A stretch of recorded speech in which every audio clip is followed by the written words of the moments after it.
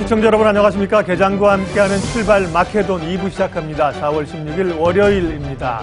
투자자들은 주말 사이에 또 미국의 시리아 공습에 따른 영향들로 이게 어떻게 영향을 미칠까 고민들을 좀 하셨을 텐데요.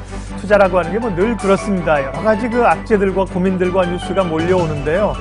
그럼에도 불구하고 농사에 비교하자면 비도 오고 바람도 불지만 또 좋은 작물은 좋은 토양에서 자라는 거 아니겠습니까? 예.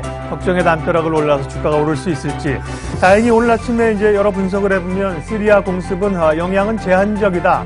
적다고들 평가들을 전문가들이 하고 계셔서요. 그렇다면 실적이라든지 혹은 종목별 이야기에 조금 더 집중할 수 있는 생각보다는 흐름이 나빠 보이지 않는 그런 월요일입니다.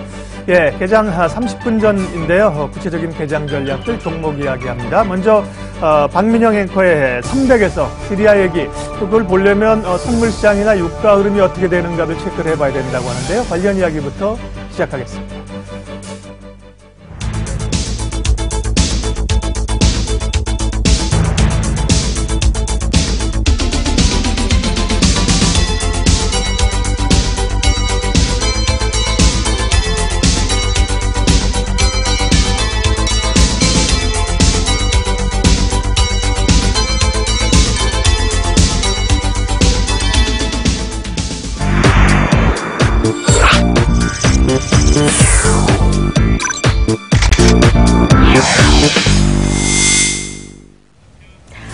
주안의 시장 이슈 점검하는 박민영의 300입니다. 카운트다운 시작합니다. 주말 사이에 너무나 많은 이슈들이 들려와서 정리를 좀 해보고자 합니다. 첫 번째로는 시리아 공습 이야기 해볼 필요가 있겠죠. 상당히 많이들 언급을 하고 있는데요. 정리를 좀 해보겠습니다. 토요일이었습니다. 미국과 영국, 프랑스 합동군이 시리아를 공습했다라는 소식이 전달됐습니다. 수도에서 살짝 떨어져 있는 곳에 바르자 연구개발센터, 화학 무기 개발을 하는 곳으로 추정이 되는 총 3곳에 대해서 105발의 미사일을 발사했다라는 소식이 전달됐죠. 이 속보를 받고 깜짝 놀랐습니다. 단순히 시리아 내전 같은 경우는 시리아 정부군과 반군만의 움직임이 아닙니다. 너무나 많은 국가의 패권이 얽히고 섞여 있는 상황이고 특히나 미국과 러시아의 대리전 성향이 너무나 강하다라는 의견들이 나오고 있죠. 일단 미국의 이러한 움직임 속에 러시아 측에서는 즉각적으로 반발하는 움직임이 나타났습니다. 소식을 좀 정리해보죠.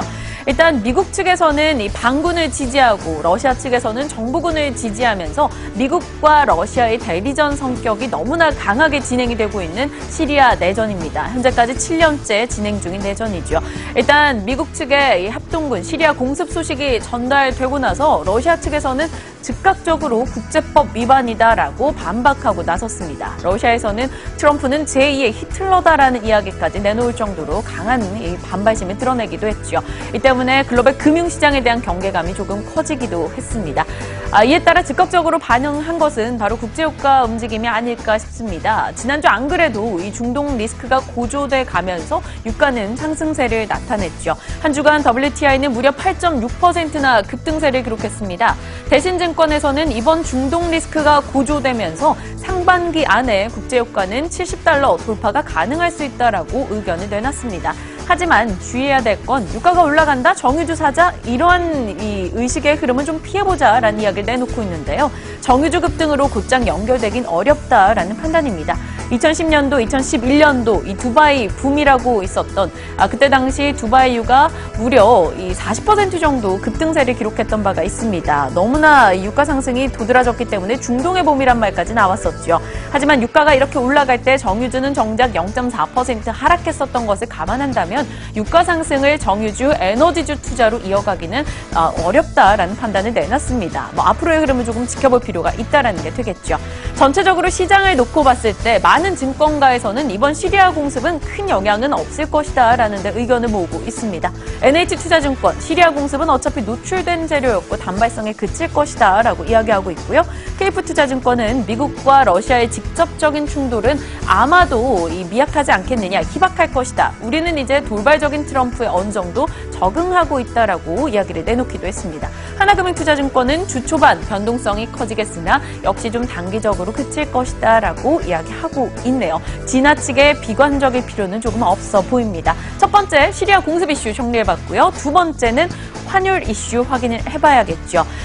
미국 측에서 환율 조작국, 한국을 지정하겠다 여러 가지 엄포를 내놨었는데 다행히 이번 환율 조작국 지정은 피해갔습니다. 2016년 이후 5번 연속해서 관찰 대상국으로 머물게 됐는데요. 3가지 요건 중에서 한국이 충족하는 것은 2가지였기 때문에 환율 조작국 지정을 피해가게 된 겁니다. 일단은 한시름 낮다라는 이 분석이 많이 나오고 있고요.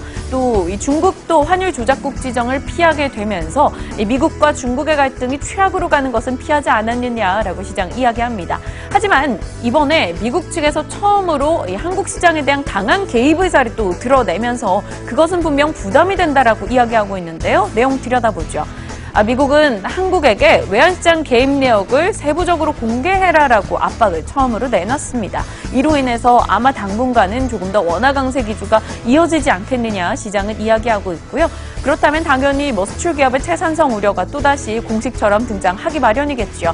현대경제연구원에서는 기계나 IT 섹터에 대한 우려가 있다라고 이야기하고 있습니다만 일각에서는 과거처럼 그렇게 환율 하락에 수출주가 민감하진 않다라는 목소리도 나오니까요. 흐름은 지켜봐야겠습니다.